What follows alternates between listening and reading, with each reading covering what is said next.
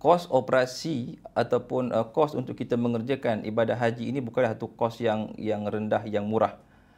Okey, kita pergi tempat yang jauh dan banyak syarat-syarat lain yang dikenakan oleh pihak kerajaan Arab Saudi yang mesti kena dipenuhi. Antaranya ialah tasrih ataupun permit untuk menunaikan ibadah haji. Jadi kos untuk membayar permit haji ataupun tasrih ini pun sebenarnya nilainya sudah begitu tinggi.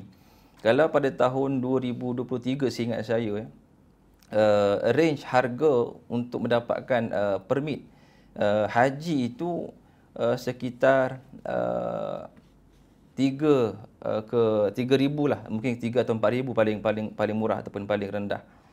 Okey. Dan sudah pasti pada tahun 2025 ini harga ataupun kosnya semakin meningkat.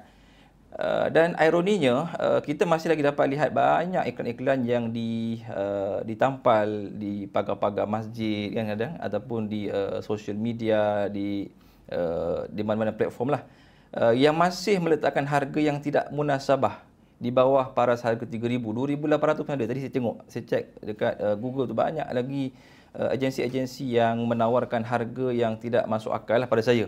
Ini yang kita kena berhati-hati. Sebab saya ada juga bertanya dengan rakan-rakan yang memang terlibat secara langsung dengan travel agency ini.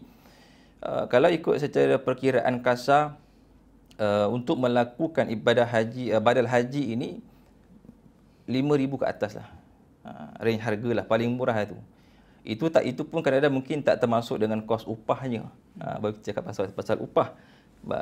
Permit saja dah 3-4,000, 4-5,000.